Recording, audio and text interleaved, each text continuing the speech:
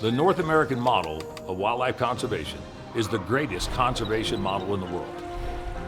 It's a success story that should be shared and celebrated because everybody is a part of it. Well, we're here for another episode of Through the Gates to Save the Hunt podcast, and we're in January of 2025, and we've got a good friend of mine by the name of Martin Lowney.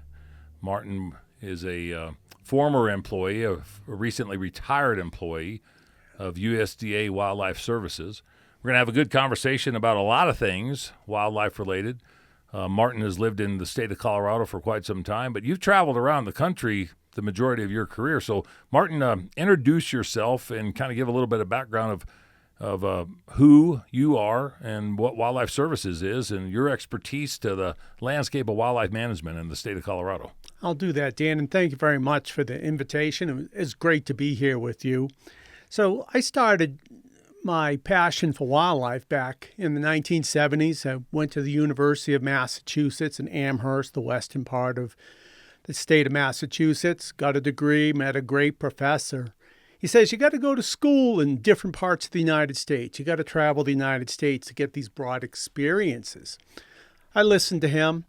I went and then worked for the National Park Service as an intern law enforcement officer. Saw that this is a path good for some people. I needed to go back to school and got an opportunity to go to Mississippi State on a tuition scholarship. So I went down there and did a research work in Mississippi State. I graduated from Mississippi State, started doing some of my own work with beaver damage management and muskrat damage management. A lot of these folks in the small towns had muskrats and beavers, and it was just something I really enjoyed. And, you know, I was at the time, I loved being out there. Didn't mind the water moccasins, didn't mind the other snakes, and so I helped people. And then from there, that led into a career with USDA Wildlife Services. So what's USDA Wildlife Services? It's a organization created by Congress.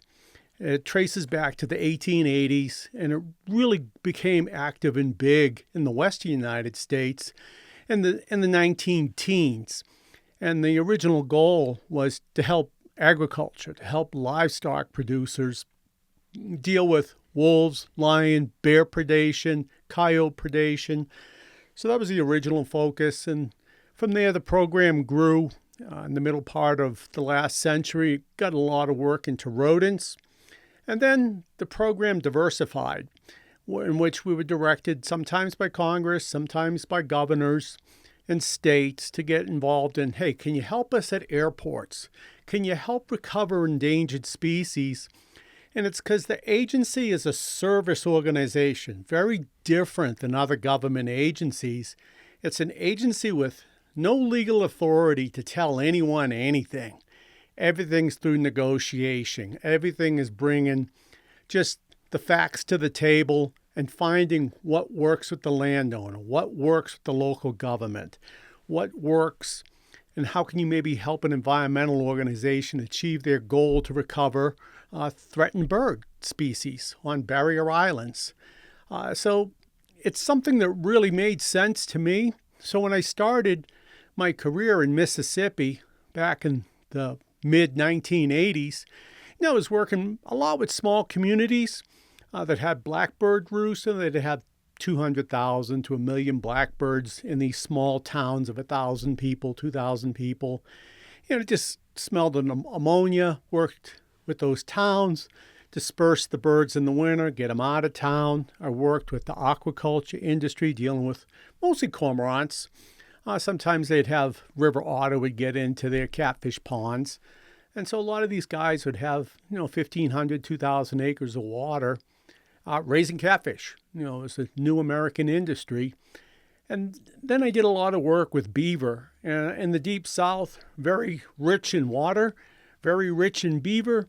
They flood everything. They flood roads, they flood agricultural fields, they flood people's homes. And that's what started my career. So I worked in Mississippi. Then I got a promotion and started working in Mississippi and Alabama. Started helping to recover swamp rabbits in Alabama. was a big part of my job. And then from there, I decided, how do I have an impact? How do I have the biggest impact? And I wound up becoming a state director, and I went to Virginia.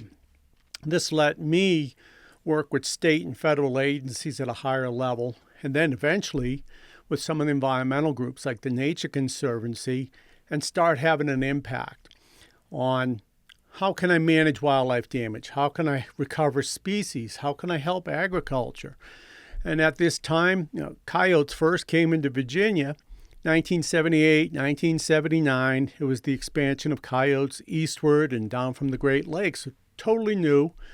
Worked with the sheep and cattle industry in those states on coyote problems, helped recover threatened and endangered birds on the eastern shore, set up a lot of programs helping airports, reducing bird strikes, reducing damage to aircraft. After that, I did that for 17 years, and that was a great state to work in, enjoyed it. And then I could look at and see I needed another challenge. And I wound up going to New York, which was an interesting challenge because a lot of what goes on in the United States that I saw is a lot of it's happened in urban areas, drive the politics. They have the people, they have the money.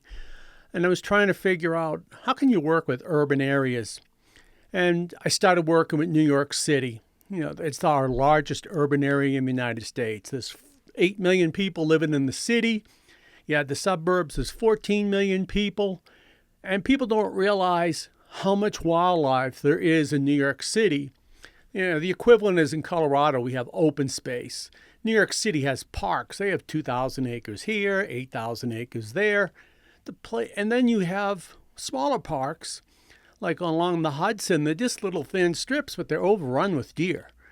You go to Staten Island. Staten Island would lose their entire police force of cars that the police drove. They total 100% of them every year striking deer. And so people didn't realize it. So I got to work with the city on disease issues, trying to eliminate raccoon rabies. We did it twice. It keeps coming back, but we got rid of it twice. So you helped on disease issues. Another thing that we did is we had a famous bird strike where a jet taken off from LaGuardia Airport struck geese, landed on the Hudson River. It was Sully Sullenberg, wasn't it? That's correct. Yeah. So what I did, I had experience. I set up the second program in the United States managing these non-migratory geese. I did that in Virginia, modeled it after a program in Minnesota, and I created the same thing with a coalition of different government agencies, state, federal, local, and Mayor Bloomberg at the time, because New York City had thousands of geese in the city, and we also set up a donation program. So the geese, you'd capture the geese to reduce the population to a manageable level. To give people an idea of how many geese there were. I mean, you go to one park and take out 700 geese. You go to another park and you remove 500 geese. We would take in 3,000, 4,000, 5,000 geese a year just within 5 miles. And I know the process, but real briefly for the audience, what was the process of removal of those geese? So the process that we did, Dan, is during the summer, Canada geese molt their wing feathers. They can't fly. And so they're going to go someplace rich in food, lots of water, and it's safe. And so in these urban areas, it's one of the safest places for Canada goose to live. They got great blue stem grass, Kentucky bluegrass, a lot of water. The people feed you. Nobody's hunting you. And there's very few to no predators. And so the populations would grow. And the only way to manage the geese, science told us, is you got to reduce the number of breeding adults and then reduce the number of eggs that hatch. And so we did that for New York City. And we actually caused the bird strike to go down. We got to work with some of the senators in Congress who got the National Park Service to comply. We took about 2,000 geese off a national park that was adjacent to JFK Airport, and it was the source of many bird strikes.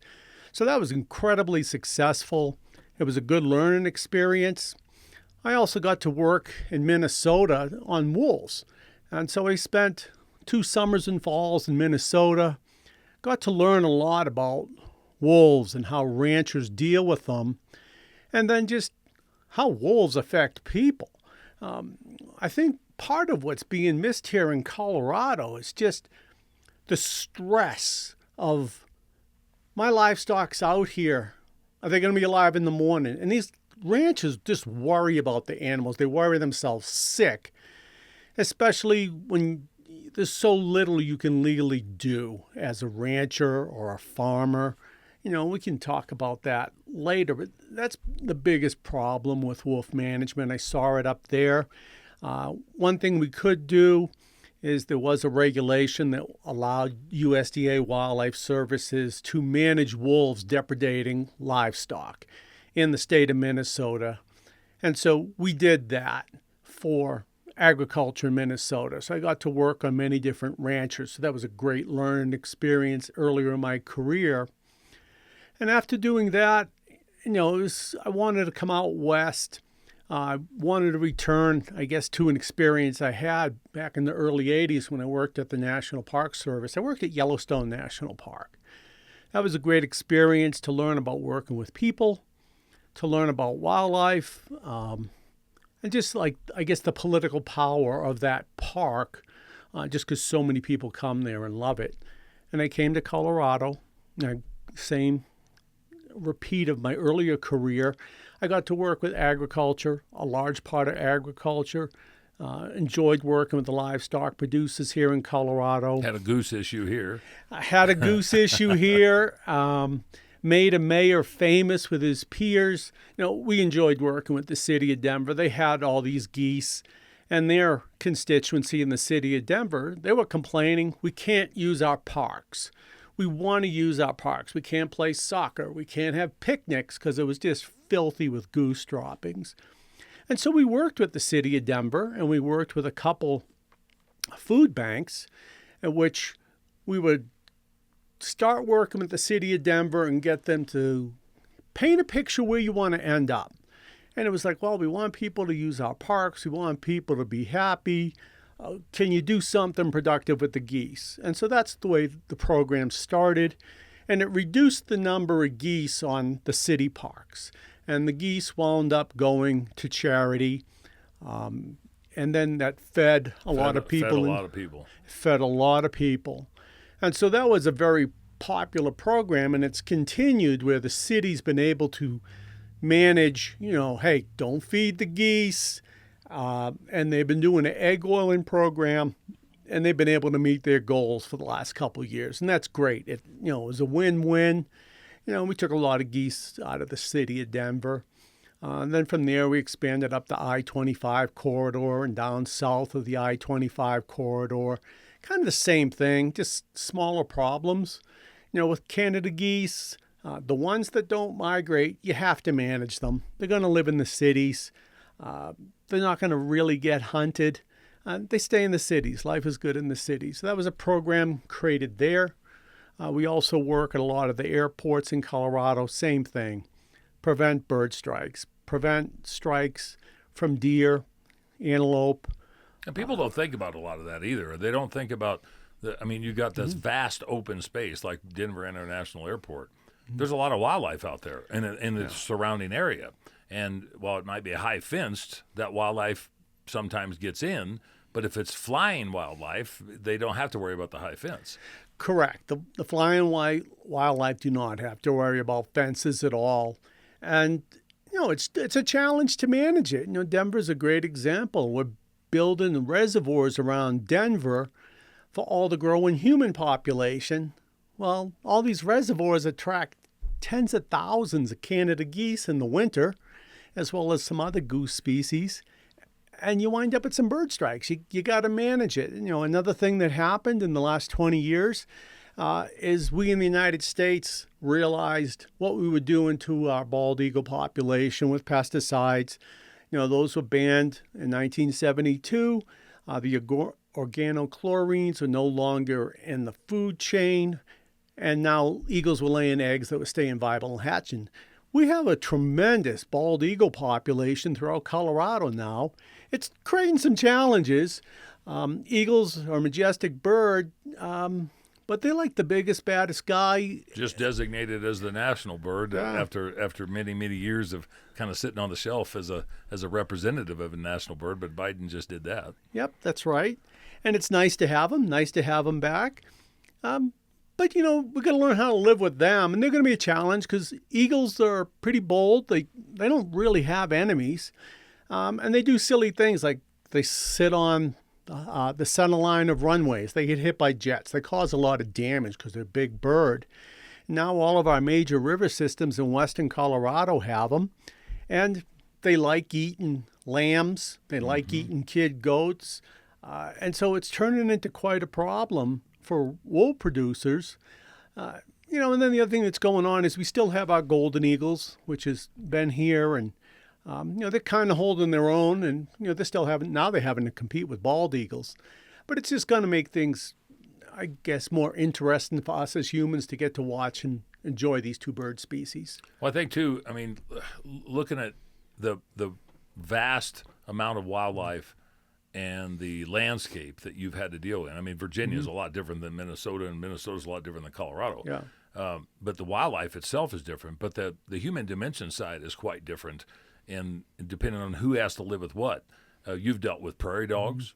You've dealt with the threatened and endangered species that you're talking about. You've had the mountain lion and the bear issues. Obviously, you didn't have that much of that in Virginia, maybe some bears. Yeah. But what do you see that's been the most challenging thing?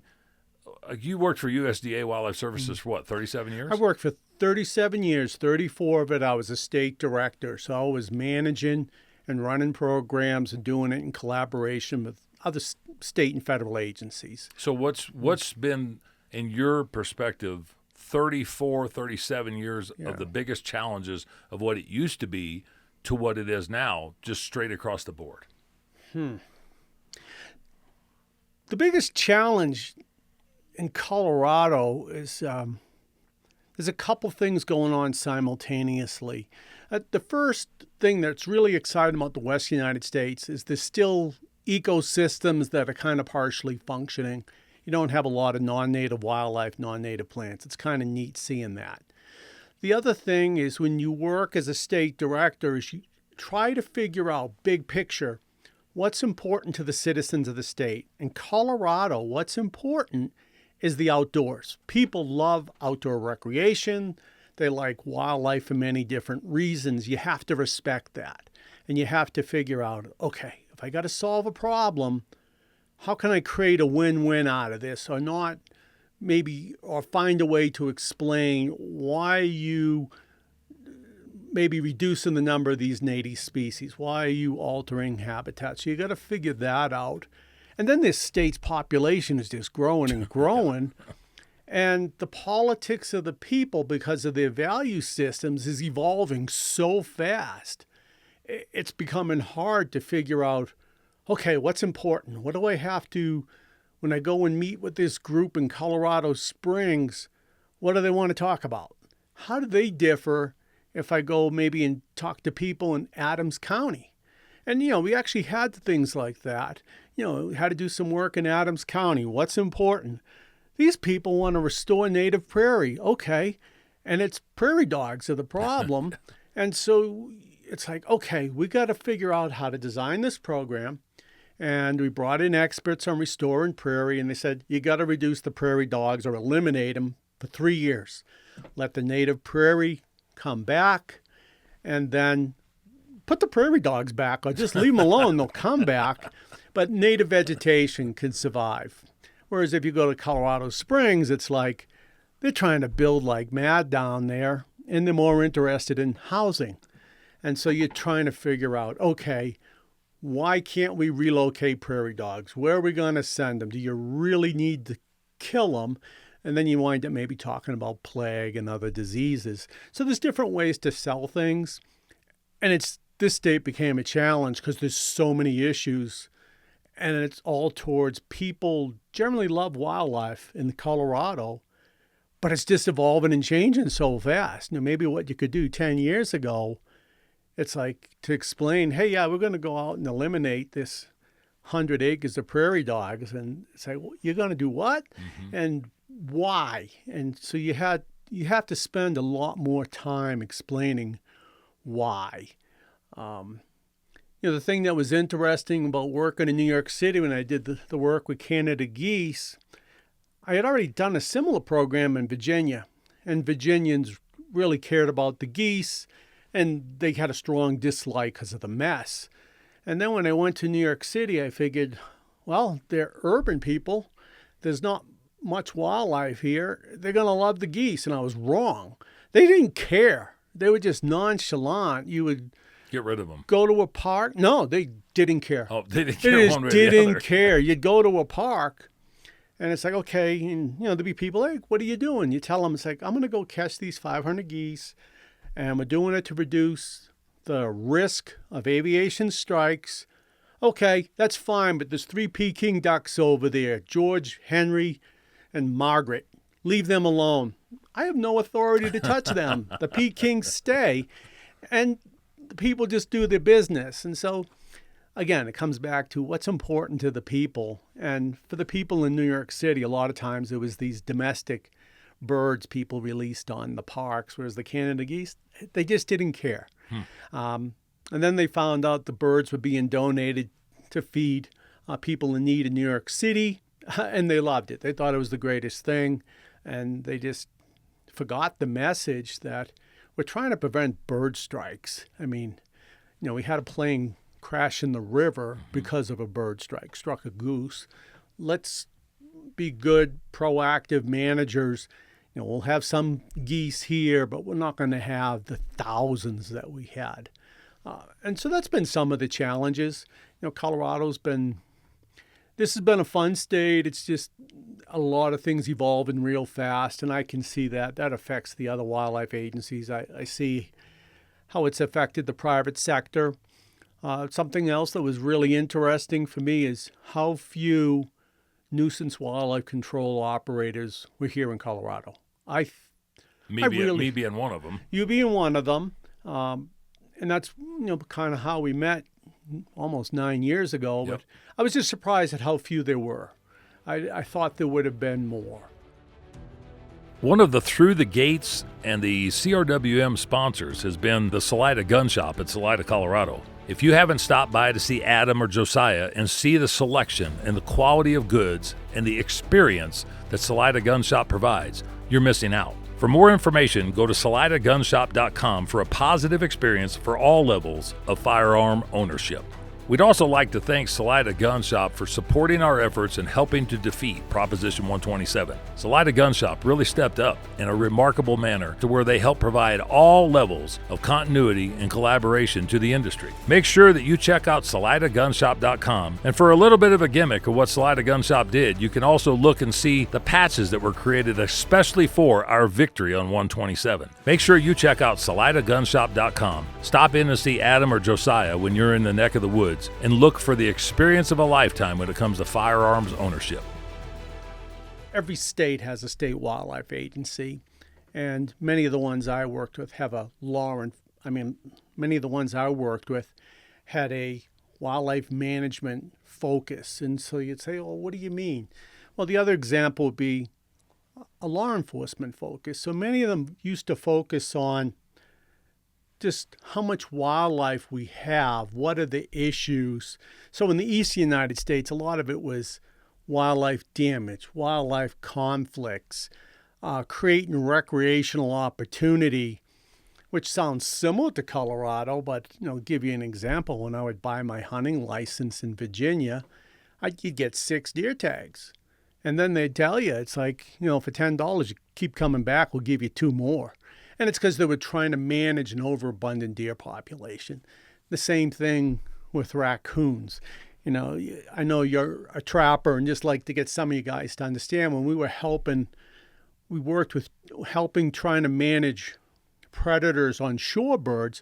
One of them was raccoons. The raccoon population blew up on the eastern shore of Virginia because of agriculture.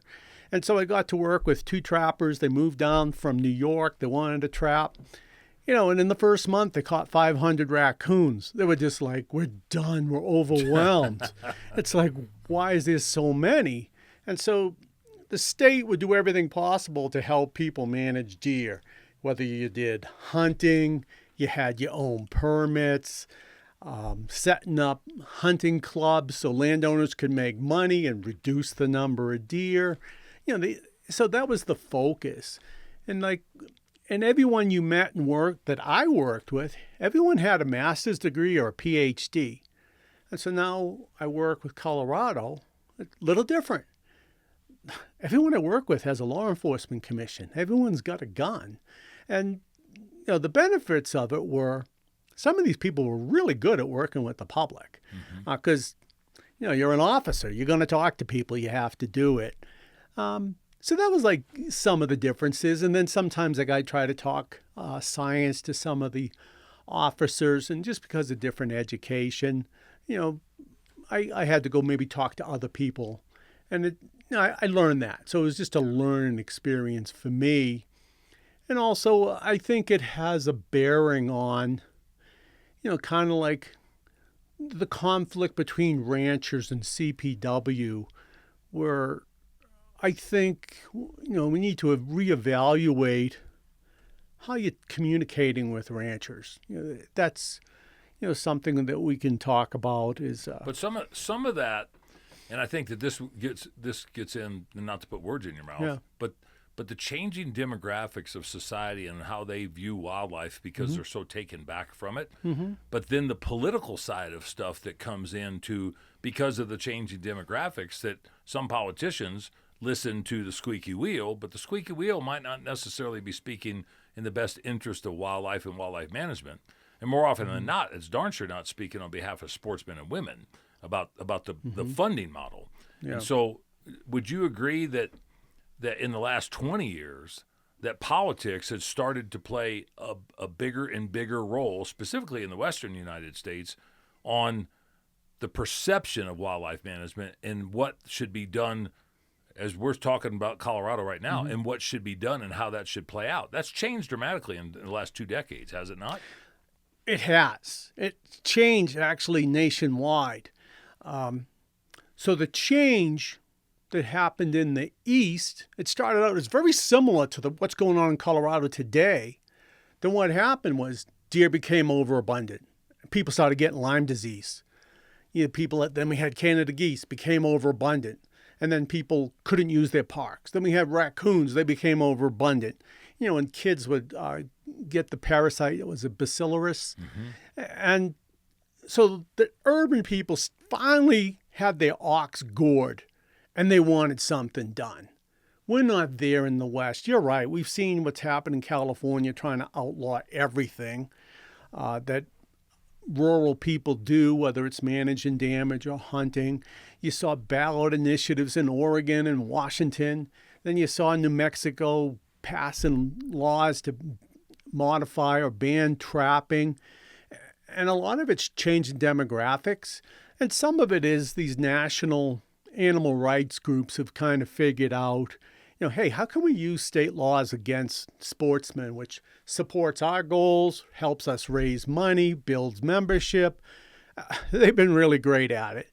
So I think when these Western states became states, people had a different vision of a ballot initiative and didn't know. It's like, hey, you're going to get a bunch of money from New York, Washington, D.C., California, to say how you're going to live your life in Colorado.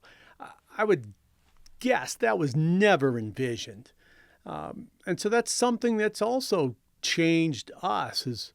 And so how are we going to smarten up as sportsmen, sportswomen, people who love the outdoors, and even a lot of these pro-environmental groups who are trying to find ways to work with sportsmen and women and work with ranching community. It's a changing time for us here in the West, definitely. And, we need to step up to the plate and respond. And I think the other thing that's changed in my career is sportsmen and women used to see the State Wildlife Agency as advocating for them, promoting hunting and why we need to do it. And that has really lessened. And what hasn't happened in all states is the sportsmen need to step up. You need to step up and speak about your future. You need to protect your future stop relying on the state wildlife agency to do it. And I like to transition a little bit, talk about this mountain lion initiative. There was a lot of great things that happened with the mountain lion initiative. It was like, it started out a little bit dark because, we got to fight this ballot initiative. We don't have the best history of fighting ballot initiatives. And then you start looking at your organization's Colorado for Responsible Wildlife Management has a unique role in Colorado, in my view, in that you're kind of an umbrella organization, but you don't touch on and try to say, hey, we represent mule deer hunters, we represent elk hunters. What you were saying is we represent all people that hunt and enjoy the outdoors. That's a unique niche. And it's hard to navigate and thread that needle on too. Yes. Because certain people want you to get to a more level of specificity. Why don't you engage in this, or why don't you engage in that, when we're still trying to look at the grand scheme of things, the big picture. So I was pretty excited, about your organization when I first found out about 9 years ago. And then this initiative comes, and then you start pulling people towards a common cause. It's saving the hunt. It's about saving the opportunity to hunt all wildlife species. Right now, mountain lions, they're the poster child for these people that want to end hunting. And you brought them together. And then you got people to step up and donate funds. And then you got businesses to step up and say, hey, Dan, I want to run a raffle. I'm going to donate this $3,000 gun, and my buddy's going to donate a $5,000 fishing trip. You brought all these people together for the common good of people in rural Colorado and in the conservation community, the hunting, fishing community. It's like it's finally happening. I was really happy about this. And, one of the other states where I saw this, one other state beats back ballot initiatives all the time, and it's Maine. Yep. And it's because of the Sportsman Alliance of Maine.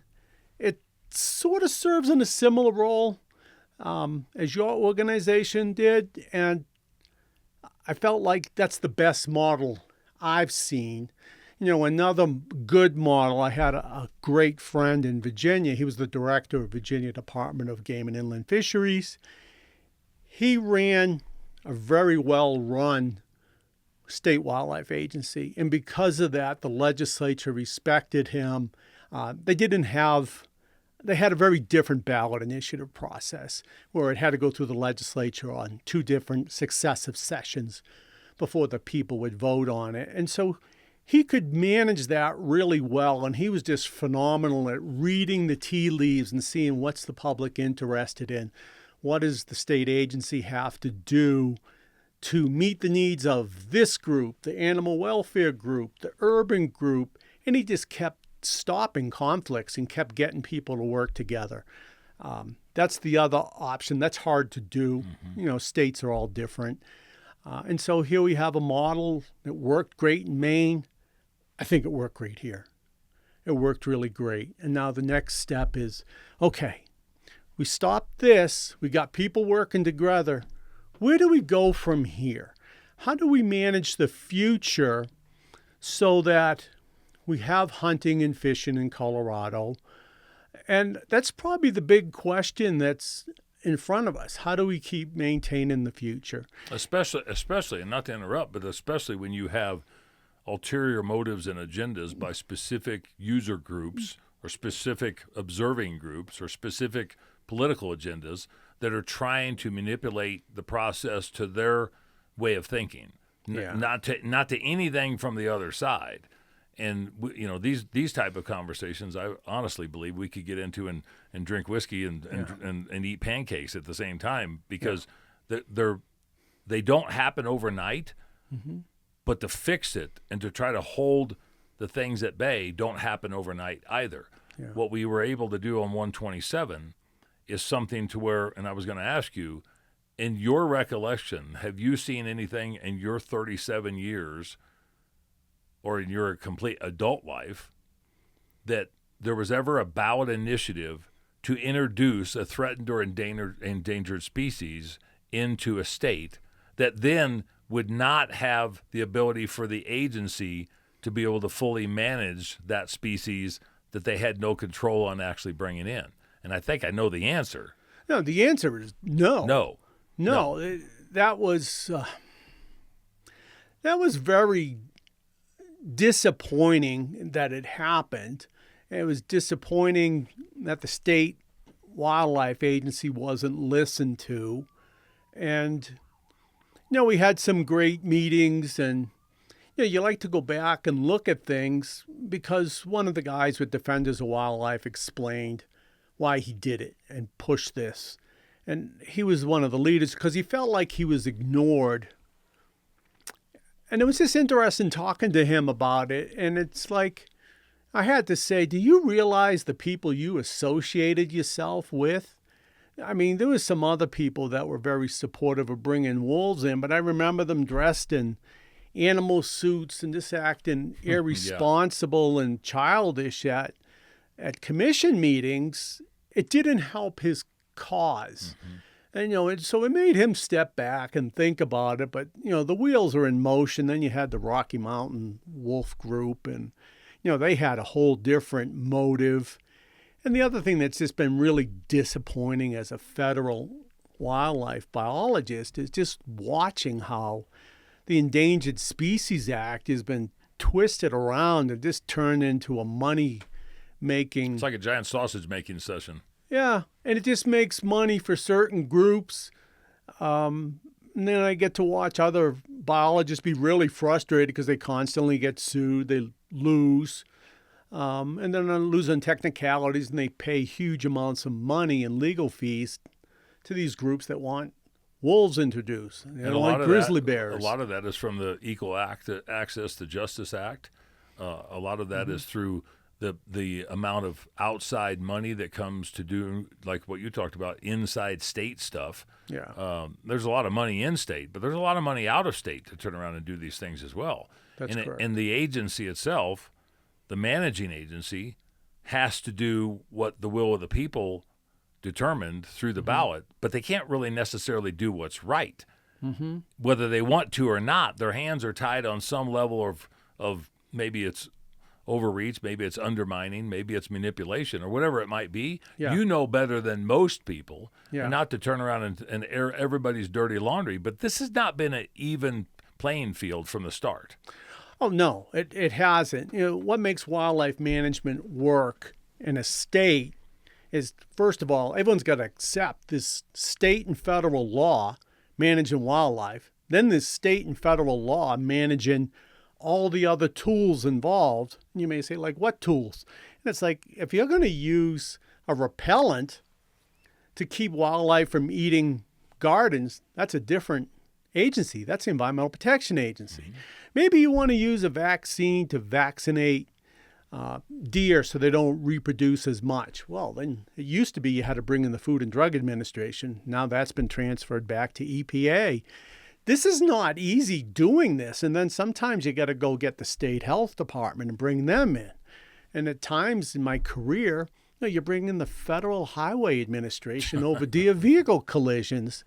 So managing wildlife is really complex and difficult, but what makes it work? Here in Colorado, to make it work, you need Colorado Parks and Wildlife. They have to be part of it. You got the U.S. Fish and Wildlife Service. They're legally responsible for managing migratory birds and endangered species. They also have some other responsibilities, but those are the two most important here in Colorado. U.S. Forest Service has tens of millions of acres they manage. They manage in habitat for multiple use. The Bureau of Land Management, tens of millions of acres, managed for multiple use. And then you have some other agencies like Bureau of Reclamation. And then you have USDA Wildlife Services, who only does wildlife damage. And they all together use their specific authorities, and through collaboration, they can make wildlife management happen. And so what's happened in Colorado, it's like, okay, a ballot initiative passed. Colorado Parks and Wildlife is told, you're going to introduce wolves to Colorado. And so, CPW, they created the plan. They did do that. And then they were told to do it, and it was kind of ramrodded a lot by the governor on this. And, I understood his interest on this, and he's the governor, so he can kind of say what he wants done, but it was just interesting. I don't think he knows the ramifications of what he did. At the same time, I was working a lot with livestock industry, and I got to see him try to work with them. And, something that was unique is he wound up in a conflict with rural Colorado, with agriculture, and I was fighting the same battle at USDA in the last couple of years I was working, because they were looking at, hey, we're going to do a strategic plan and help people, and the politicians at the federal level thought everything was going to be helping urban people, and the message that came out of it is, we're really failing on helping rural people, and that was nationwide. I just thought it was interesting, the coincidence of the last 4 years that, what was going on in Colorado was going on at the national level. How much, from your perspective, was there much groundwork done at the onset of 2020? I mean, 2017, 18, and 19. Was there a legitimate level of groundwork that was done in preparation for what their ultimate goal was, or did they just try to get it across the finish line and then put it together after they won? So it was to get it across the finish line, and I mean the environmental people were smart. They looked at, how do you make this work? And they looked at Europe. And what they saw in Europe is, do not put the wolves near urban areas. Urban people are scared to death of these things. They think they're going to eat their kids. They think the wolves are going to kill all their pets. And so you have a ballot initiative in Colorado. We have most of the voting public, about 3/4 of it, lives just in a couple cities and counties around Denver. And they're not going to have to deal with the problem. We're going to put the wolves over there.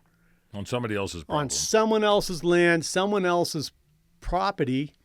Had the wolves been introduced to eastern Colorado, it would have been a totally different outcome. Yeah. And the Europeans showed that.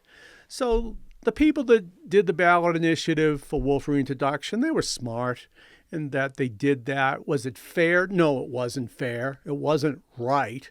It's wrong. It was divisive in Colorado, where you had one group of people, which is urban, suburban, telling other group of people, which was rural, and also people, a lot of our agriculture's over there. They were going to bear the brunt of this.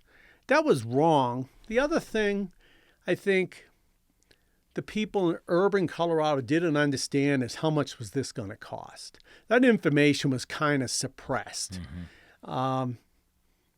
And so even now, I mean, the cost of wolf reintroduction really isn't going to affect urban people. And it's because if you look at what's happened in the last couple of years, we've had ballot initiatives to reduce the income tax rate in Colorado.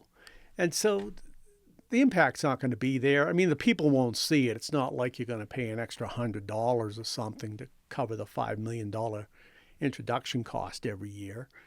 So I think it's going to be missed. What's going to be interesting is when these wolves get east of the Continental Divide. There's great habitat on the eastern side of the Continental Divide. Like when Boulder gets wolves, there's great habitat. How are folks there going to feel about their pets? And of course, people are going to overreact about, thinking wolves are a threat to kids. They really aren't.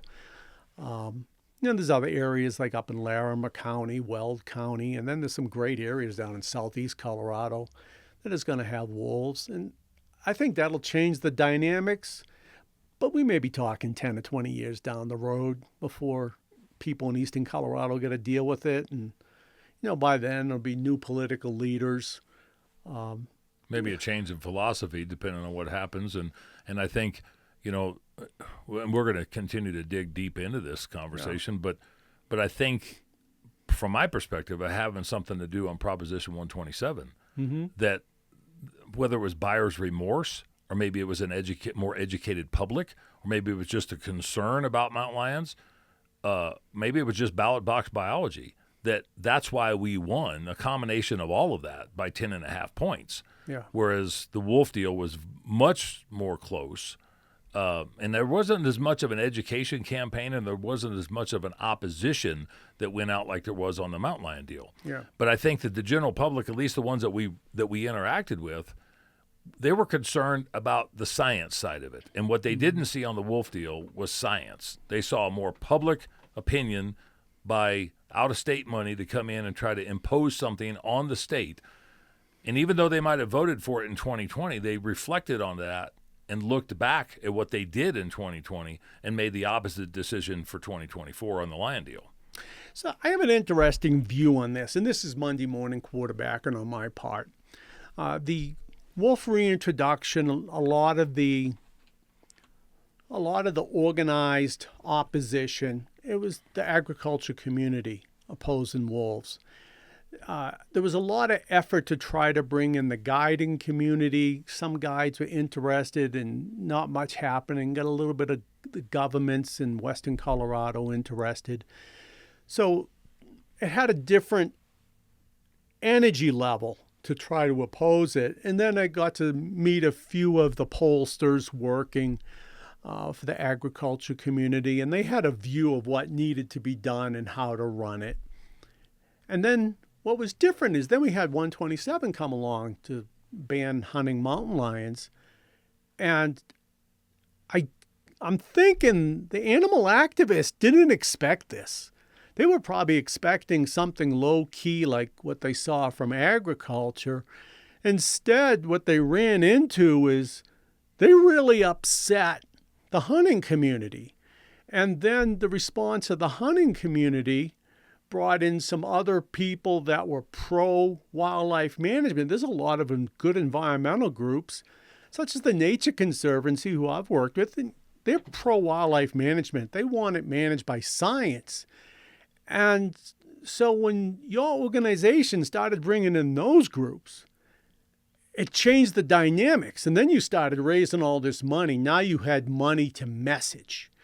And then you did something that really wasn't done before. Like I'd drive to Denver to take my wife on a date. We go to dinner. There's billboards. They're all over Denver. They're constantly changed. Mm-hmm. And there were just messages about wildlife management. Again, Coloradoans care about wildlife. And so there was a different way of doing the education component. And I think it was more successful. It definitely made the animal activists, they're going back to rethink this. Mm-hmm.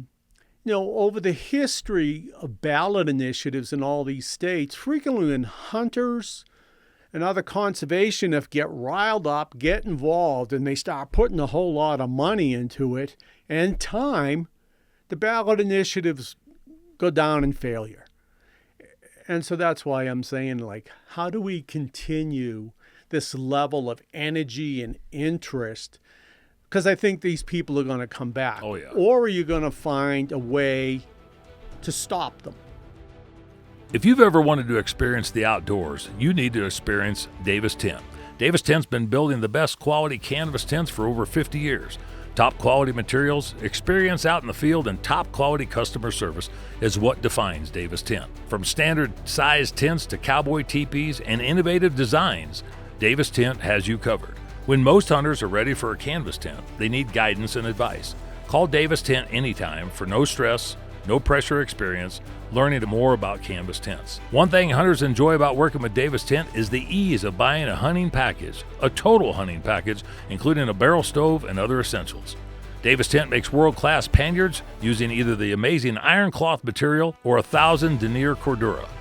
The entire line of tack includes cowboy bedrolls, mantees, hobbles, last cinches, top packs, pommel bags, and more.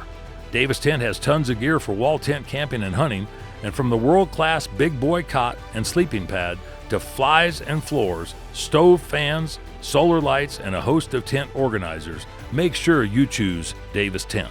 For more information or to place your order, go to davistent.com. One fortuitous thing that happened to us this year is CPW was having to write an eastern or a front range mountain lion plan. Yep.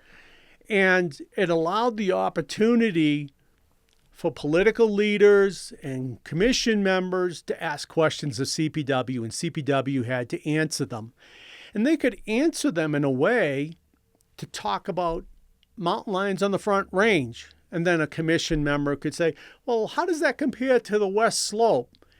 And it was great. And then the other thing that happened is we have a fantastic, I'm going to call him a fur bearer, a biologist, a Mark Vieira, who works for CPW. And he stayed very factual.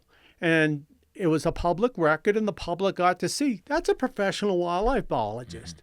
He doesn't have any agendas. He's just talking wildlife management, science, numbers. I think it's some of that is what won the day. And so in states where it wins the day, the state wildlife agency is not allowed to talk politics, Right. but they can talk science. In the state of Maine, there's a law that says the state wildlife agency will talk science. They will do this. And it would be nice to have that here just so the public could have that factual, non-biased information, then let them make a decision. Well, and that's like one thing that I did through all the presentations and the outreach that we were leading the charge on. Yeah. One of my closing statements over and over and over, it got to the point to where I think people knew what I was going to say before I said it. And it was, don't listen to me. Don't listen to them. Listen to the experts. Yeah. And when we said that, it pedestalized not only CPW, but it pedestalized us because we weren't saying, hey, don't advocate for us because we want to hunt and we want to manage wildlife. But damn sure don't advocate for them over there because all they want to do is stop us and stop the experts. And I think that message in itself resonated holistically and organically with everybody straight across the board because we were trying to spew the facts. They were trying to spew the fallacies and falsehoods. And we just wanted the experts to be able to turn around and get their information out, which they did as best as what they could. But to your point, it's not like they were doing something that they were directed to do or maybe not directed to do. They were doing science. And science is 365 days a year for 961 species of wildlife. And it doesn't stop because somebody runs a ballot initiative. It doesn't stop just because you don't want a study being done. The study, the Upper Arkansas River study, has been going on, continues to go on. The Unpacking study, the Western Slope study, just talking on mountain lions. Yeah. If we had to go through that same sort of scrutiny and criticism on wolves as what we did on mountain lions, we never would have gotten wolves here because there would have been science that was involved. But they weren't studying wolves. They didn't have any program to study wolves. They didn't have any funding to study wolves. But I honestly believe that if you utilized that same analogy, we wouldn't have had wolves either just because the general public would have said, well, let's listen to the experts. But the experts had nothing to say because they didn't have wolves to turn around and manage or to have as part of their species that they were managing. That's true. And I agree with the messaging was fantastic. And what was fantastic about it, it's what's the greater good for the species, in the case lions and bobcats? Science. Let science run it.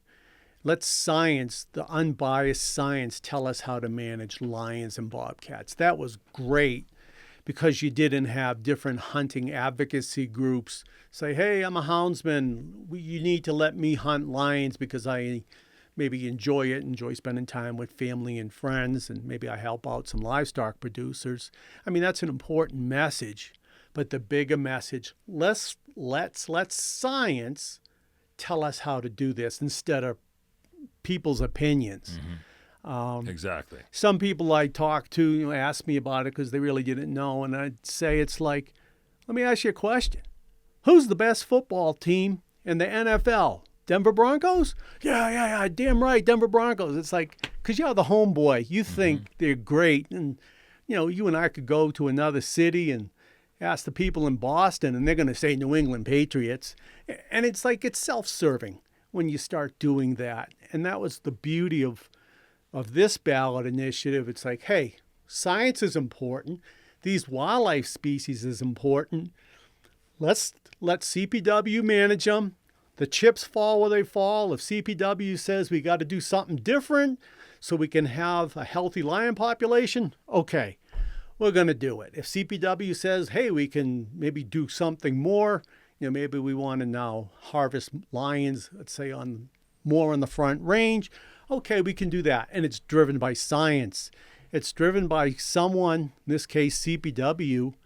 They, other than keeping wildlife populations healthy, they don't have a dog really in the fight. They're just like, we want wildlife to be healthy. That's kind of CPW. And we know we got to provide opportunity for our citizens to enjoy wildlife, whether it's wildlife watching or hunting or something else. It was a great way to look at it, and it was a great thing that happened that we stood up for science, which protected wildlife, and it prevailed on the ballot initiative. So how do the antis counter that science message? I mean, how do they? If that's the truth, and that's where we're at, and obviously by the results of the election, what would the antis? What would those anti-hunting groups come back with, in your opinion, of traveling around the country and working around the country on different levels? Let's look at Maine, because they did this twice on bears in Maine. And what they did is they got a whole lot more emotional, and so in Maine's kind of unique. You can trap bears with foot traps. Mm-hmm. And they came back with those emotional arguments and stories about how bears are injured by foot traps. And a lot of it wasn't true, because a lot of the guys up there were using foot snares. Mm-hmm. So, and then a lot of people were hunting bears over bait, which is harder than people think it is. They're hunting them with hounds. I mean, Maine and Colorado are similar. There's not many roads in either state, and hunting with hounds it's hard. You lose your dogs a lot. That's why you need GPS tracking devices to be able to keep an eye on your dogs, make sure they're going in the right spot, in the right time, and they're not crossing the highway and going into a wrong area or on private land. Same thing. That is not that's not an anomaly for Colorado or the West. That's anywhere that anybody uses dogs. So I'd be looking for animal rights people to come back.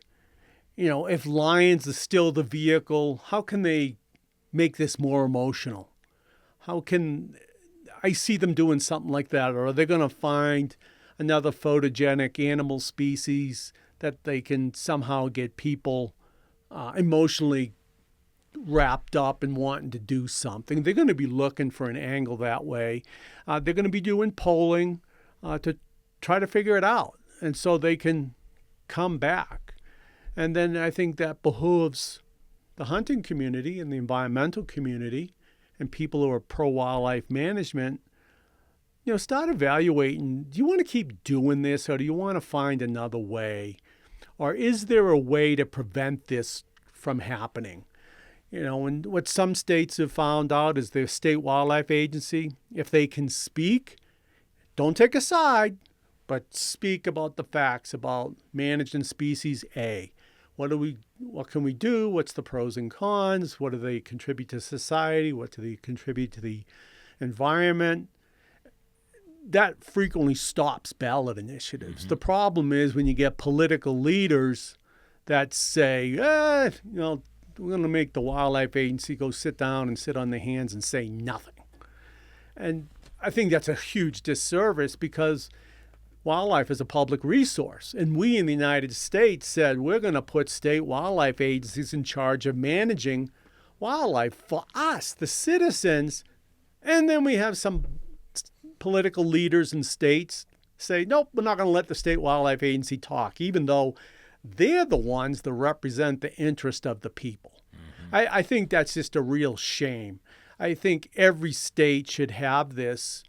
The other problem with ballot initiatives, it's an emotional response. It'd be nice if it was an informed discussion or debate, but it's not. It's an emotional response. Check the box. Yeah, that's all it is. And the thing that we often talked about was when people have no relationship to the issue other than to read it and check it. Mm-hmm. It's kind of hard to do it for the right reason. Exactly. Especially, again, look at the wolf ballot initiative. I live in Denver. Doesn't affect me. I live in Boulder. Doesn't affect me. I don't care. I think it'd be nice if we had wolves. Yeah. I'd love to hear one. Yeah. And then the other thing that's it's disappointing to me because of my values, there's no penalty for lying. Mm-hmm. And you watch these ballot initiatives and you watch the false information put out. And, like some of the false information was, wolves are going to balance the environment. And then you go into the scientific literature to the point there was actually a paper published, it was after the initiative that cited 20 papers, scientific papers that said there's zero ecological benefits to having wolves. There's none, absolutely none. Now, what's the benefit? The benefit is really aesthetic. It's for people. Because, a lot of us like wildlife, and there's a lot of people that like seeing wolves or just knowing they're there. That's the benefit, really. They don't really make for healthier mule deer populations and healthier elk populations. Riparian areas and all the beaver come back. Well, and what's your opinion, Martin, on when people say, well, in Yellowstone? Yeah, I worked there, and so that just galled the heck out of me. And, I was there in 1982. And, one of my jobs was I had to do patrol in the northeast part of the park and drag dead bison off the road. And these were bison that were killed by cars. And so, you could see in September, it's like the bison are coming down. They're spending more time in the Lamar Valley. And there's some elk there. And then by the third week of September, the grass is 2 inches tall. And it's bison. And then you see bison over there. They're eating aspen. They're wiping out the aspen. And then now the elk are really active. And they're coming down lower because it's starting to snow up high. And you got to see the impact of elk. But it'd be like, wait a minute. The bison had already eaten most of the grass. It was nearly all gone. And so then when, you fast forward 30 years and you got some group saying, oh, look at this, the wolves are managing the elk and the trees are coming back. And it's like, no, that's not true. It's like, yeah, the trees were coming back. But it was, why the trees came back? Because the state of Montana decided to do something. Those elk don't live in the park. They leave the park. And the state of Montana said, hey, we're having all these problems on the west side of the park, the north side of the park, and they liberalized some of their hunting. And the number of elk in the park was 17,000. It went from 17,000 down to about 4,000. And I believe that happened over a decade. And then, false information. They give credit to the wolves. The wolves didn't do it. The wolves did eat some. There's 2 papers published on that. The wolves did eat elk.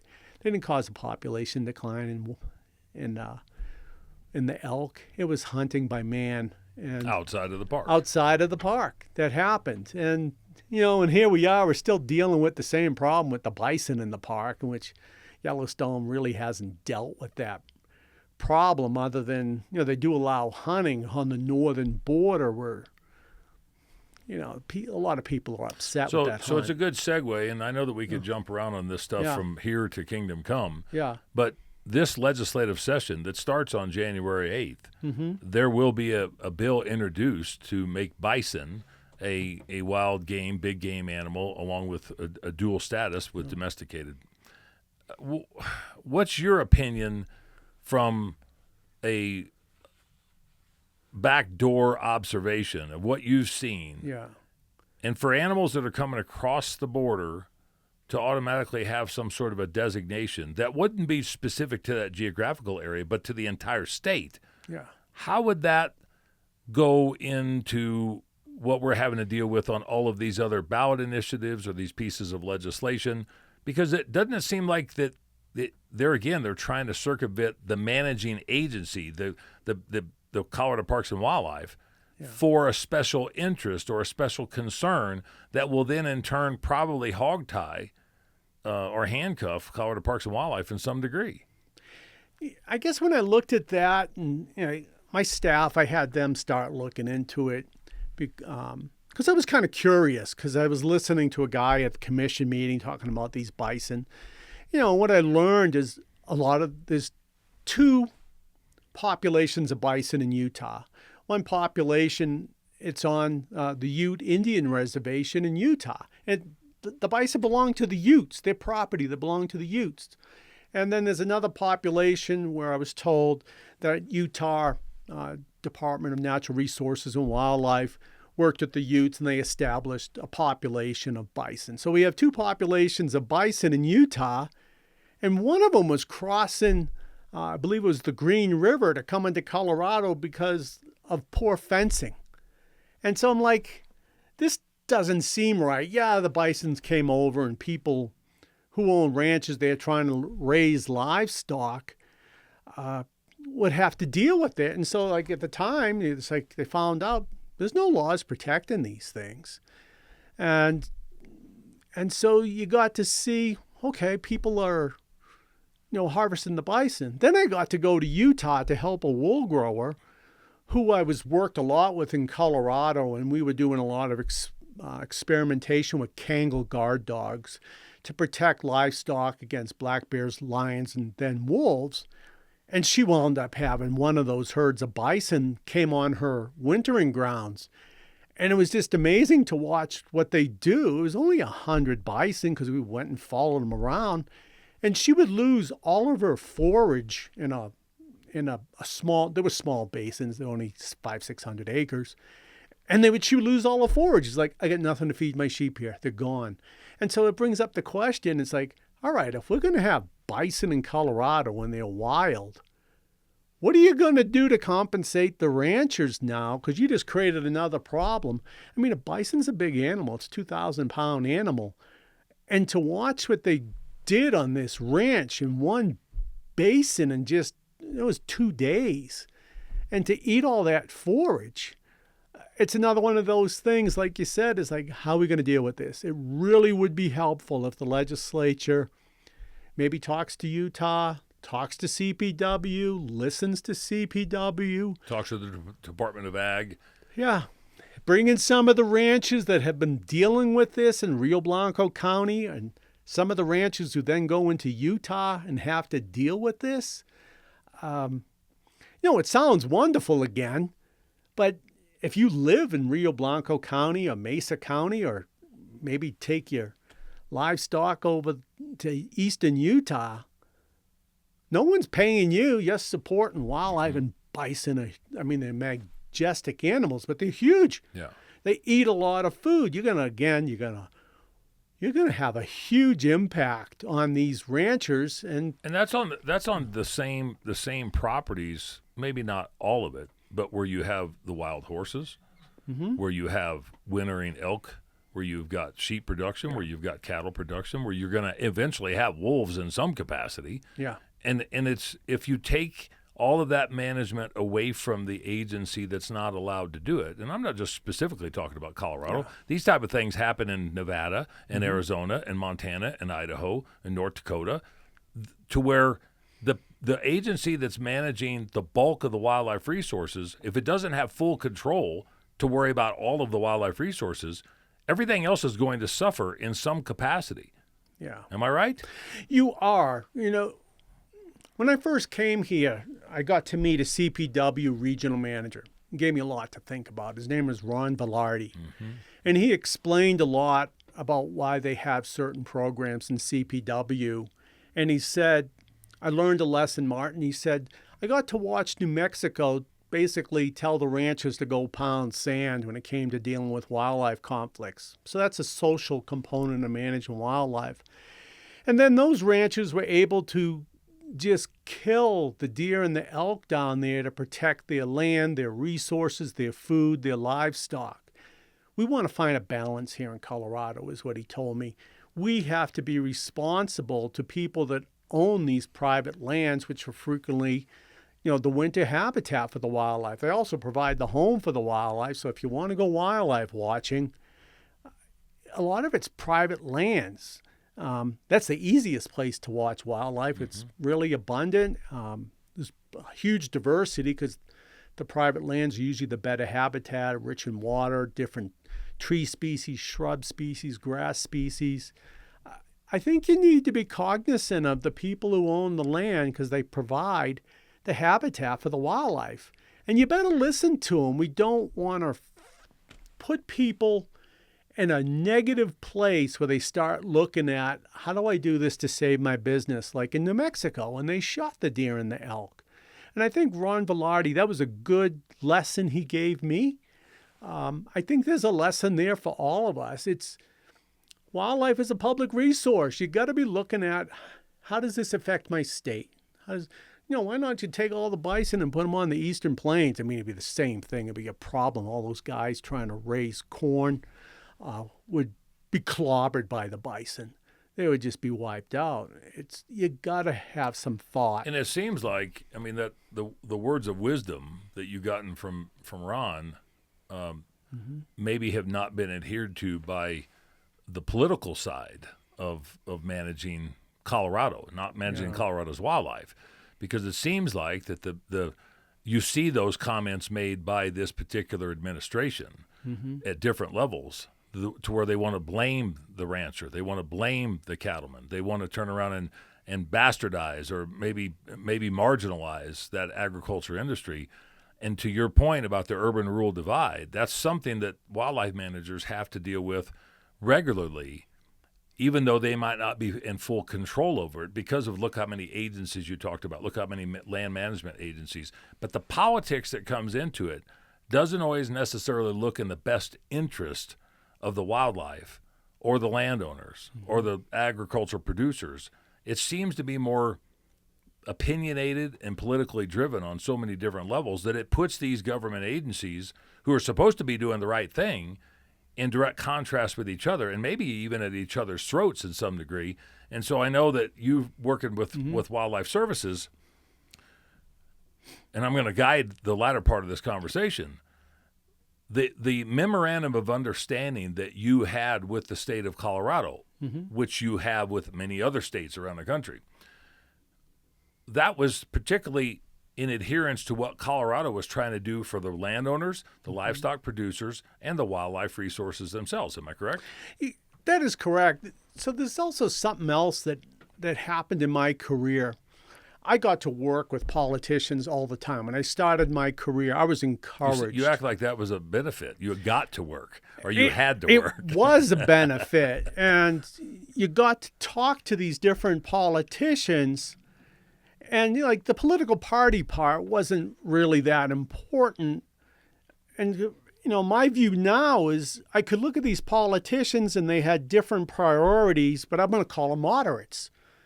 And what's changed is, fast forward now, instead of working for the benefit of the state or the benefit of the region of the country, it's become really challenging when I had to work with politicians. My agency started to limit that in the last decade of my career. But a lot of the political leaders became like me. They were in silos. They were trying to do what they needed to do to make a constituency happy, and everyone else had to deal with the pain of it. And I was told a lot of that's just because our politics have become so partisan, and then these politicians had to raise money. And I constantly think back to some politicians when they got elected. They would say, I'm here for the benefit of the state, I'm going to help everybody, and then they don't. It just seems like that's been common. And so what I've watched happen in the last 6 years is I'm trying to help ranchers in Colorado. I'm trying to help rural Colorado. Then I was even trying to help urban areas in Colorado, whether it was managing prairie dog, restoring prairie, or saving teeny species. And I felt and saw this urban-rural divide. It's like, this does not benefit a state.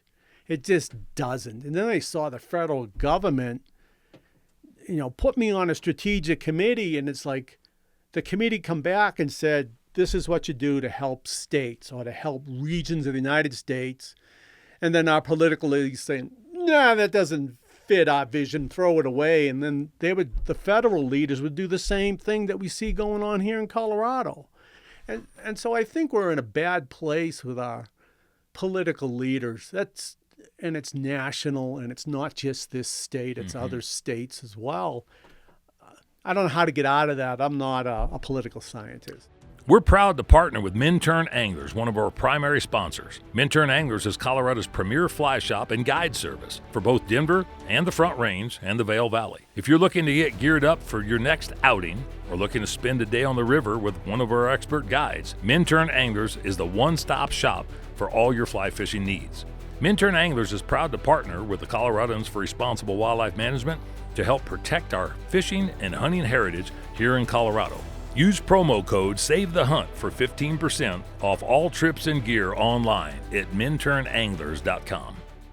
Well, you got to elect people that think like the majority of the people think. Yeah. And you have to elect people that have the values of maybe the entire state, understanding that the West is different than the East, and the middle part of the state is different. Yeah. I mean, when you look at the winter recreation versus the East Slope versus the West Slope, that's a completely different dynamic as well, and people have different perspectives based upon, I kind of call it the elevation factor. Yeah. I mean, if you're on the far eastern plains or you're on the far western slope, as soon as you start to get high up into the mountains, it's like they lose some brain cells at some point in time, because there's so much that's driven one side or the other. But we all talk about the continental divide. That's not just the dividing factor. It's actually probably, I mean, the Front Range, the continental divide, and then maybe the western slope as a whole. I think that there's three segments that we have to deal with.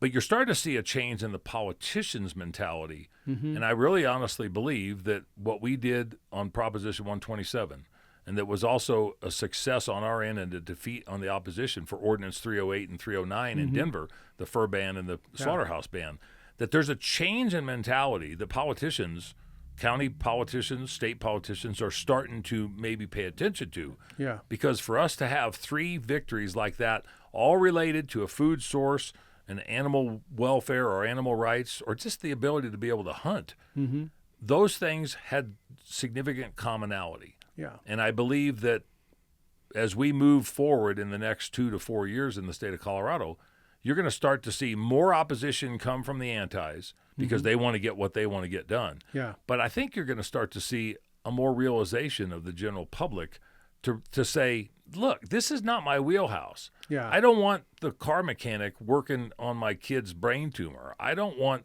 the flower shop gal cleaning my pool. I don't want, I mean, there's some expertise that goes along with this. Yeah. And I think that during this election, we probably highlighted the expertise on many different levels. And so I'm hoping that some of that will wash out. It's never going to be perfect. I don't think Colorado's ever going to be a perfect state, but I would expect that Colorado would at some point in time become a little bit more pink or maybe a little bit more purple or a lighter shade of blue for some sensible realization of what's right to let the experts do what they need to do for the benefit of the cause. Yeah. And the cause is wildlife, natural resource management, water, habitat, and all of the other components that fall into that people care about for themselves. Yeah. But I think that what you did from a career standpoint and how you ended up in Colorado, you know, to see the culmination of what you and I and others on listening to this type of podcast would probably think that, you know, the devil's at the door and we're all going to die. Well, I don't think that's necessarily the case at this point in time. I think it's gotten better, but I think people have started to educate themselves based upon the education that was given to them as well. People have educated themselves, and now we have momentum. We're going in a positive direction.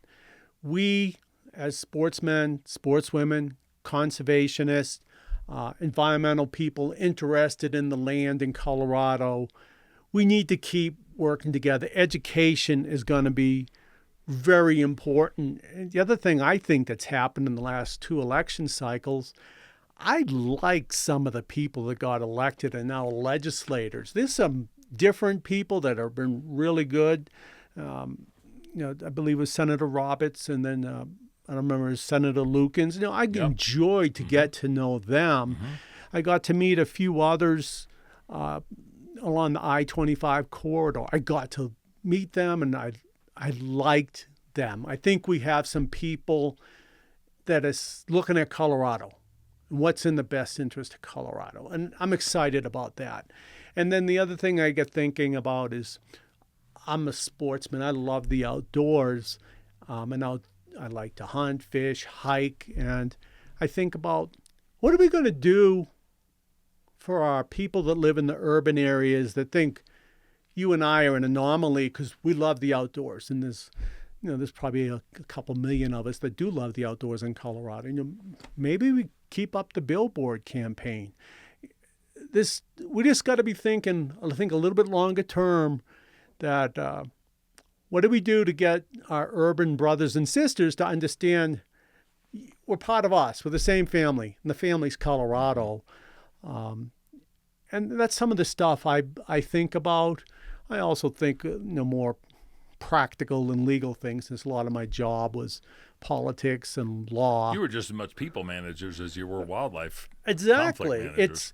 And so that was something else I learned when we went to college. When I went to University of Massachusetts, it was about science. When I went to Mississippi, they drilled it in your head. It's people. Wildlife management is people management. And that was part of why my professor in Massachusetts said, go to a different region of the country, learn another way. And it's people management. It's really important, which gets back to what Ron Velarde said. It's people management. We got to do both. We got to have science. We got to do people management. And I don't think Ron went to the University of Mississippi. I think that he just learned that from the hard knocks of Colorado. He did, but it's a great lesson in how you get things done, and it's on us because we as people that enjoy the outdoors, whether it's hunting or fishing, we're less than 10% of the population. So what are we going to do to get these people to understand, these people being the people in the urban areas, hey, this is important to us, and it's important to you too. And you should also be thinking about the rancher. Your food comes from the ranch. It comes from some of the farms on the Eastern Plains. Don't hurt those people. Yeah. They also provide opportunity. You want to go see wildlife? You don't have to go to Rocky Mountain National Park. Great place to visit. But you can drive the roads and look at these ranches from the road and see all kinds of wildlife. And then that's all. There's other ways to look at life. And I think we need to be looking two ways. One, how we're going to involve our urban, suburban brothers and sisters. And then strategically, what do we do to prevent these ballot initiatives again? Yeah. That's where I'm looking at things. And well, there's a lot of things in the works, and there's as you well know, we've got lobbyists that work at the Capitol and trying to lay out the roadmap of how you could strategically align that towards a benefit to everybody, not just one particular user group. But I think that our conversations, and you and I know each other well enough, that we could have you back multiple times about multiple subject matters.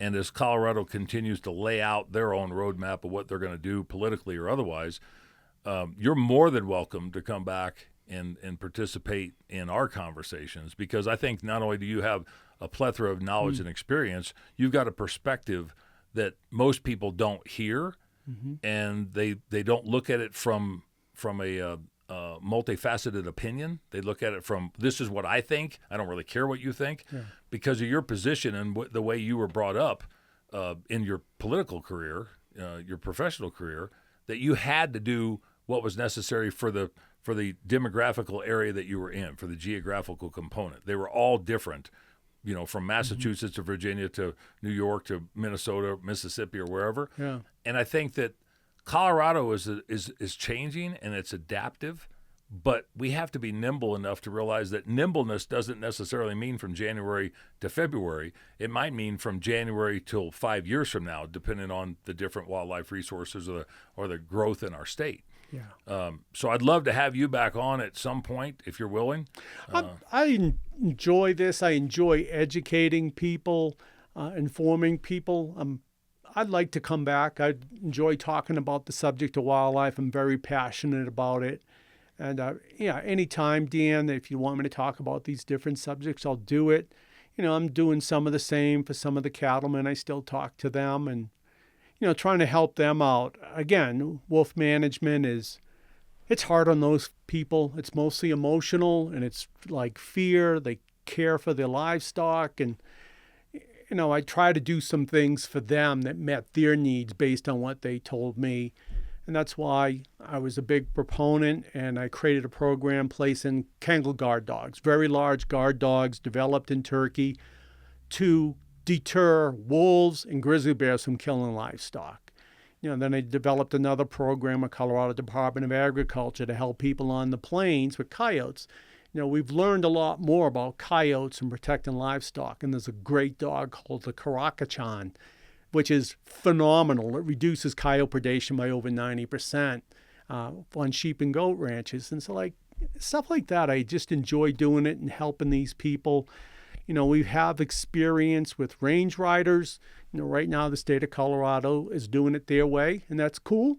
But if I can help guide that a little bit, more than willing to share. There's some other great tools coming out and coming along. There's going to be some stuff with drones. I know people get pretty passionate about it. I think it's a waste of money.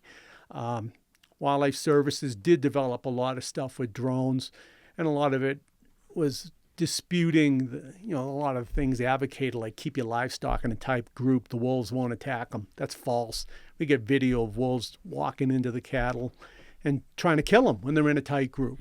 But the thing we learn with drones is if we know how to scare the wolves away, we can set up drones to run random patterns. So you can do that. The only thing we're working on now is developing programming, because the programming's there where you can say, that's a canid, this is a deer, this is an elk, that's a cow. Let's get it to the point where it says, that's a wolf. And then the drone will just go to the wolf. And what we learned, the best thing to scare wolves, it's human voice. And so you could do it two ways. You can have the drone play a human voice, or you can have the drone wake up the operator, get him out of bed. And then he can start talking to the wolf. So there's some great things coming along that we got to find a way to make this work. Right.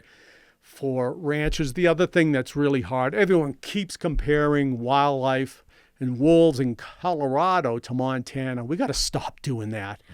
All the ranches we worked at in Montana were small. The ranches in Colorado are large. They're extremely large. The reason they're large, most of Colorado, western Colorado, is a desert. So the carrying capacity of the land is very low. So you need a lot of acreage to support cattle and sheep. And that's why the ranches are large. So we need to adapt to that. And I think that's going to be a learning process. I think people working in the wolf field need to listen to the ranchers more about what works, what they can blend into their operations. And that's the way we tried to operate, working with them. Hey, what works? What can you guys do? One of the things that these guys really like is running a trap line with cameras, just to know that the predators are there. So they're there. So maybe it's like, hey, we got a lot of bears and coyotes up here in the northwest pasture. Maybe we're going to go to the east pasture. That's what running trap lines with cameras does. And the ranchers really seem to enjoy having that information. The range riders, they can see that can be helpful, but it's very expensive. They're still trying to figure out, how do we do this?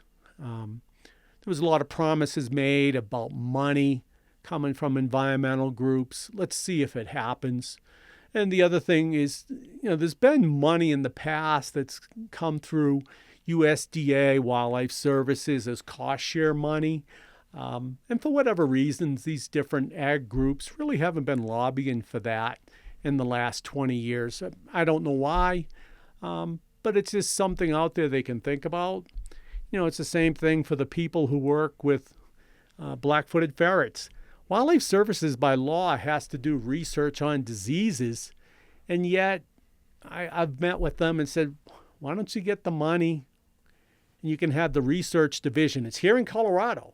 There's 200 PhD scientists working for Wildlife Services, and a bunch of them work on diseases. Maybe they can help you with plague. But you guys can do that. Take advantage of it. There's a lot of opportunities that people are missing that Wildlife Services could do to help. And that's part of what I was talking about earlier is we all got to work together. And the last thing I didn't get to touch on, but maybe we'll do it another day, is what's the role of the private sector? In some states, the private sector has a big role, whether it's in conservation, recovering species, education, or doing wildlife damage. That's something we need to explore. That was one of the surprises to me, is what a small role the private sector plays in Colorado. I thought there would have been more opportunity. Yeah, unless it has to do with houses or structures or something, it's often ignored, and CPW is the one that normally turns around and tries to direct people another direction by not referring anybody to a particular ability to problem solve. Mm-hmm. So I mean, I think between now and June through the legislative session, and what we've got for the Parks and Wildlife session, which is another 9 or 10 meetings this year, and coming up in the 2025. We're going to have a lot to talk about, and I look forward to having you back on and trying to get into the nuts and bolts of some of the things, depending on what other decisions are made or maybe not made, and how things are kicked down the road. So any closing thoughts? I look forward to contributing to it. Colorado's my home. I retired a while ago this year, and I'm staying here. I mean, this is my playground. I want to make it a great place to live, and wildlife is my passion. Whether it's fish or all of our warm-blooded and cold-blooded animals that live out here, I'm all in. I'm here to do what hopefully we all agree is in the best interest of these species, and just use science and win people over and do what's best for wildlife, and let us all enjoy living with them too. Cool. Well, Martin Lowney, we appreciate it very much for your knowledge and wisdom and taking the time out of your day to come down here. It's close enough for you. We can probably have you back at some point in time here pretty soon. With that, we'll end this episode of Through the Gates to Save the Hunt. And we'd like to thank our sponsors, Salida Gun Shop over in Salida, Colorado, Minturn Anglers, and then also Davis Tent for this particular episode. So thank you very much, Martin. Thank you, Dan. Thanks for joining us for this episode of Through the Gates. For more content like this, make sure that you like, follow, and subscribe on all of our channels.